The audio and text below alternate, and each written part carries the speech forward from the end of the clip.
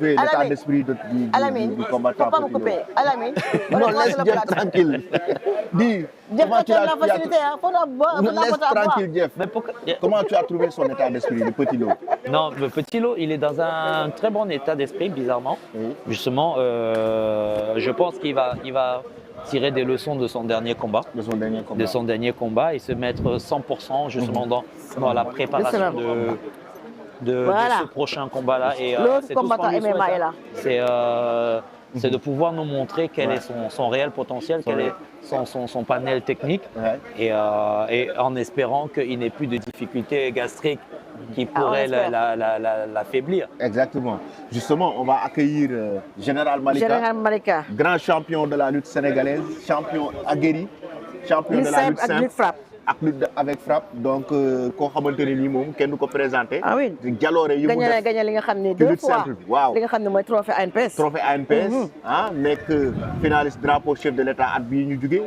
donc nekk koo xamante ni day ñëw si drapeau chef de l'État si couleur Dakar. exactement ba pare si lutte avec frappe meilleur poids lourd. meilleur ci poids Dakar lourd ba pare ci bokk ci poids lourd yi nga xam ne ci lutte avec frappe mi ngi ciy def ay preuve am di ci def ay preuve am tout récemment gis nga jël bu mu daan ki nga xamante ne mooy Forza bu Fass. donc Général Malika di un grand champion yu mu lay nuyu di la ziar di la dalal. waaw mais doolu ziar. ginnaaw bañ sant yàlla ci seen di gërëm suñuy waajur. vraiment ñu ngi leen di nuyu. di rafetlu seen plateau. di nuyu suñu frère bi ñu ko fekk. vraiment kii mooy coach Jeff. coach Jeff ñu ngi koy nuyu bu baax a baax. waaw soo amee ay problème si ay MMA rek woo ko. waaw clé yëpp moo ko am. même sa adversaire lu la si réer rek woo ko espion la. moom mooy espion wu Eric. voilà. yow ndey ko ma ñu ngi lay nuyu vraiment di nuyu waa Malika Yëmbal benn barak bu Kër Massar àll ba ñaax montagne di nuyu waa ñaagi ñaaxarab tuantal daara ci baax aussi di nuyu suma mi nekk ci diaspora bi di nuyu suma staff général yëpp maa ngi leen di nuyu di leen def seen waa ci waaye yamaan mbégte quoi vraiment ñëw fii doon remplir suñu contrat. premier combat MMA Général Malika def signature de contrat fii ak Eric Favre Nation MMA pour ce premier combat MMA Général Malika dugg ci MMA lan moo la motiver ba nga dugg ci li nga xamante ni mooy MMA.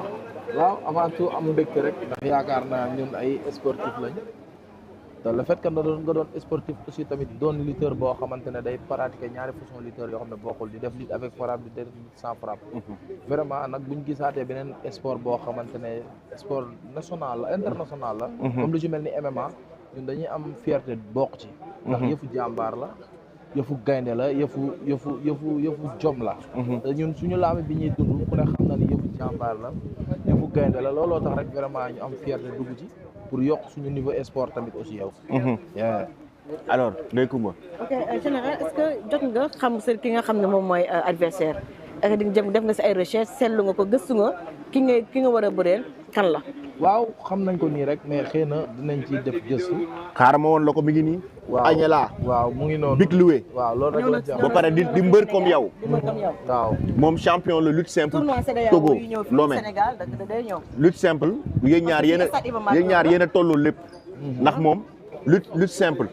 moom lay def. comprendre nga champion la ci comme yow ni nga ci nekkee champion. bii mooy premier combat am MMA yow tam bii mooy sa premier combat MMA. maanaam yéen ñaar maanaam mën naa ne ay seex ngeen. ngeen duggandoo ci compétition bi. waaw incha allah rabi ay seex lañ ci ñu duggandoo ci. muy lutteur di champion mais man dama koy jëli ragaluma fi ma jëm. en tout cas man li may faral di wax rek adversaire bu mu am daal nay jàmbaar comme ni ñu ko waxee nii. champion la marqué na empreinte am ci seen domaine boobu noonu ci seen dëkk. man it fii macha allah. kon li am solo daal mooy ñu ngi waajal lu am solo. di wax nañu Sénégalais yëpp doolee ñaanal ndax aussi tamit ñu ngi jóge ci benn pas demaat ci beneen pas. le fait que ñu dugg ci MMA rek am nañ ci yéene bu yaatu daal. bëgg nañ ci doon lépp lu ci jàmbaar di doon bëgg nañ koo doon. kon nag jàpp naa ne combat bi moo ñuy promettre ñu yegg fi ñu jëm. kon nag nañu Sénégalais yëpp soutenir ñaanal ñu yàlla dogal ñu mottali ko daal.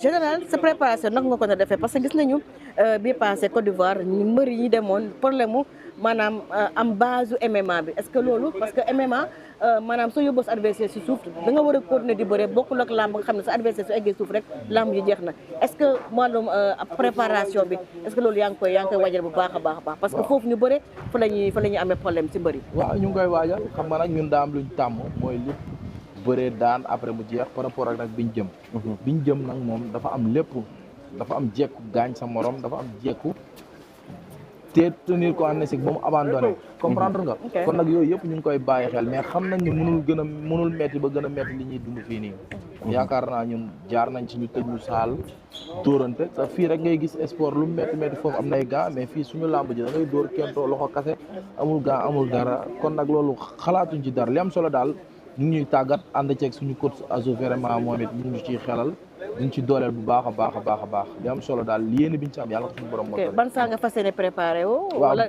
parce que ki nga xam ne mooy Tapha Tine moom mi ngi wayal dem fi nga xam ne moom mooy Togo def fa ñaari weer yow est-ce que yaa ngi prévoir dem fi nga xam ne mooy Togo wala fii nga ko nar a préparé su fekkee fii la tamit ban saa nga koy préparé waaw fii daal am na ay coach suñu borom booleel ñu ngi ànd di liggéey aussi ay coach MMA waaw ay coach MMA ñu ngi ànd di liggéey aussi tamit xalaat nañ ci daal saal yu yaatu yoo xamante ne ñu ngi prévoir dem fa li am solo daal mooy lépp lu mu laaj te mu war ci combat bi gëm nañ ni dinañ ko def bu sànq Eric wax na lu am solo nee na ki nga xam ne mooy général Malika commencé na entraîner ci MMA du tey sànq wax na ko nee na général kon depuis kañ nga commencé entraîner MMA yàgg naa war na def presque 2 ans ndax dañoo am suñu benn xarit coach boo xamante ne international la depuis lors ñu ngi doon ànd di liggéey ci lu bëree bëri kon nag lii buñ ci ñëwee rek dañuy eggali rek mottali la ñuy def suñu ko temps bi mayoon sax dinaa may image yoo xamante ne mais comme ñëw bi dafa xaw a bettee moo tax mooy loolu su ma ko préparoon dinaa leen indi lay image yoo xam ne ñu ngi salle d'entraînement yooyu yëpp ok sa connexion ak Eric naka la ñëwee ba tey ji mën a dugal si tournoi MMA kii nation waaw Eric moom vraiment dañoo doon def chef de l'état mu ñëw participer ci ñëw sponsorisé jour boobu noonu presque génne ay soutien yu bëri génne moyen yu bëri jàppale ko gars yi li 100 francs ba pare promettre ñu ku fi gagné après dinañ am lu bëri lu lay xaar aussi ñu tourné waat ci loolu ñu defaat champion d'Afrique mooy bis wrestling bi mu ñëwaat tamit assisté fekkee ñu def ay jaloore mu félicité ñu dañu am na lu ma leen di préparer aussi mamaat combat maag jamtière yi ñu tuddee ko Buzz promettre ñu loolu nañu Eric prévoir na yéen ñaar ñi war a bëri ku ci daan am na ay combat yu ñu leen préparé pour yéen moo tax nag yaakaar naa ñu gën a engagé wu ci ñun mais nag am nañ ci mbégte daal comme ku mel ni Eric ñëw engagé ci ñun pare pour jàppale ñu moom ñu Buzz luñ def lu dul am ci mbégte mais daal xamel bi moom macha allah daal Coach Jeff tu as vu Général Malika c'est un combattant de poids lourd plus de 115 kilos donc qui doit affronter un autre adversaire à Lomé au Togo aujourd'hui si tu as des conseils à lui donner en termes de préparation. Et sur quoi doit axer sa préparation? Bon, parce que là, on a quand même un combat de 2 lutteurs. Principalement, ce sont des lutteurs. Donc, ils vont plus axer, justement, le combat va s'axer justement sur le côté lutte. Mais il faut savoir aussi, comme tu l'as souligné, c'est différent, la lutte est différente du MMA. Là où le combat s'arrête en lutte, c'est là où ça commence. Donc, il devrait mettre un accent justement sur cette continuité une fois au sol, mais aussi travailler le combat debout. Parce que si l'autre c'est un 100% lutteur aussi, ça veut dire qu'il a les mêmes lacunes en ce qui est en combat striking, non point et pied. C'est là où lui devrait beaucoup plus mettre aussi cet accent-là, puisque en termes de lutte, il va y avoir un réel affrontement entre les deux. Voilà, donc la différence va se faire justement au niveau du combat, du striking debout, sans oublier les coups de coude, mais surtout qui sont très importants, que les gens à MMA oublient, c'est que même étant debout, on peut mettre des coups de coude. Et c'est ça qu'il va falloir y penser. Parce que tey jii nii yow champion nga ci nga xam ne mooy lutte bi moom champion la ci lutte bi mais li tey jii nii dina yomb ci yow warul jafe ci yow pour nga yóbbu ko au sol parce que làmb maîtriser nga ko ba pare xam nga ni ngay daanelee sa adversaire ci suuf mais li gën a jafe mooy comme par exemple erreur bi Petit Lo defoon Côte d'Ivoire daaneel adversaire bi parce que boo nekkee mbër daaneel sa adversaire day yomb mais foofu la combat bi di soog a commencé mooy maanaam boo yéegee ci kawam naka nga koy finiree escanté ko foofu ba mu bàyyi moom nee na bu la conseil bu mu lay jox maanaam li nga war a gën a liggéey mooy finition combat mooy boo du wàccee yóbbee sa adversaire au sol ba pare après nag nga koy finiree waaw incha allah waaw am problème yooyu yëpp dinañ ci liggéey bu soobee yàlla waaw bu soobee yàlla ñu ngi rafetlu moom it ci disponibilité mbër ndax bokk ñun plateau di ñu conseil rek exactement merci ci conseil léegi Petit Lo nee na nañu MMA moom amul mystique mais Petit Lo nee na keroog gars yi dañ doon kii nañu diw nañu daal est-ce que yow mu la ñu xaar Général Malika waaw Général Malika di diw de est-ce que jour ba di nga fas yéene indi ndox yu desoon fenn drapeau chef d'état mais nag MMA dañuy tere mystique non mais nee Petit Lo nee na keroog am na yu am mystique am na yu diw ko diwoo seen kër soo ñooñu mën nañoo diwu mais ñun moom vraiment li ñu war a nii moom mooy liggéey bi lu metti daal doyul lépp lu ñuy xaar ci côté liggéey endurance résistance dinañ ko def mais le reste moom pour man ay détails la waaw. mais alors lan ban message ngay lancé tey ñi nga xamante ne nii ñoo lay seetaan say fans. képp koo xamante ne nii day soppe Général Malika mais en même temps. non balaa fas bi sax mu ñëw si combat le 16 bi loo ñuy wax si combat boobu diggante Franc Ama Baldé. ak loo def nga dugal ma ci combat boobu. ak ki nga xam ne mooy Lac Rose non lépp la yow mënoon ñëw fii nga nekk mbër dina laaj si combat. mais ñu ngi jëm ci làmb ju neex vraiment làmb ji Sénégalais yëpp di xaar. waaw comprendre nga ndax nga xam na ni Ama macha allah. nit ñi dañ koo bëgg te Franc tamit prouvé na quoi. toll na foo xamante ne moom ñëpp tamit mooy loolu noonu. mais li am solo daal mooy ay ñaari champion lañ yoo xamante ne kenn dootu leen naatable. vraiment làmb ji nag gars yi soxla nañ ko. waaw mais nag ñu ngi ciy xaar làmb ju neex vraiment ñu ngi ciy xaar làmb ju neex a neex a neex a. Lac Rose Liss Ndiago. Lac Rose Liss Ndiago tamit waaw comme pare rek ñoom it ay champion lañ boo xoolee Lac Rose dafa am fu mu nekkoon am fu mu jógee tey am fu mu teg bëtam Liss Ndiago tamit doon xale am fu mu teg bëtam te ñaari jàmbaar lañ boo xoolee dernier combat wu Liss Ndiago yi dafa dóor mu kaaw Lac Rose tamit ay xale yi ndaw la daan comme Liss Ndiago kon nag lamb yi la yoo xamante ne vraiment sénégalais ñu ngi koy xaar ñu ngi ciy xaar ay lamb yu neex ay mbër yu am jom lañ fàttaliku ma fu Liss Ndiago bëree match nul wala Lac Rose ay mbër lañ yoo xamante ne suñ ñëwee ci géew dañuy def fulla ak fayda kon nag ñu ngi leen di ñaanal jàmm ba jour si rek yàlla dafa leen jàmm yaa ngi sa stade ba. waaw maa ngi xool rek.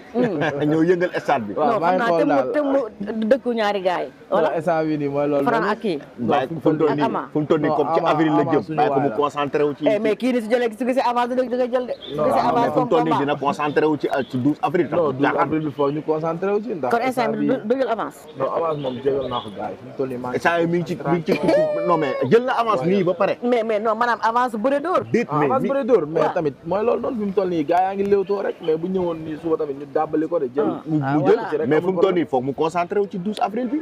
waaw mënul ñàkk concentré wu ci moom vraiment mais nag bu avance ñëwee tamit du ko yàq. roof yàqul jën. roof yàqul jën d'accord barki donc ñu bàyyi la rek nga tàggu libéré la. waaw ndax fi ko jógee solo na ba ñu jógee ba Malika. waaw vraiment ñu ngi leen di kontaane di rafetlu seen plateau. soo paree moom daal yi ma koy jox. di nuyu ñi ngi seetaan vraiment yow fii nga dem Amérique ñëw ñaari yoon su munoo indila gooma sëriñ ba léegi day ko damay wax de baax na loolu moom nga di nuyu suñu ami yi nga xamante ne vraiment ñoom la ñuy nekkal comme ni mu demee nii rek woon nañ ñu pour ñu discuter ci contrat bi di xamal ni Sénégalais yëpp am nañ contrat comme ñi nga xamante ne dégguguma ak ñoom ñi suma staff wala sumay nit nañ xam ni vraiment actuellement nii nañ jàpp ni am naa combat énormément na ma gaa yëpp ñaanal gaa yëpp dooleel ma di nuyu nag sama soppee comme dab comme ni ma daan def rek gaa yi nekk ci diaspora bi di ma jàppale yëpp maa leen di nuyu di leen woo ci combat bi ñu jàppale ma ci di woo tamit suma grand Pam Ndiaye borom Fadia di woo Zo technique aw ma fayam moom mention spéciale di nuyu ñoom Pam Matar suma xarit ñoom Dial Ahmed Diop xam nga ñoom Tafa Soumaré Dev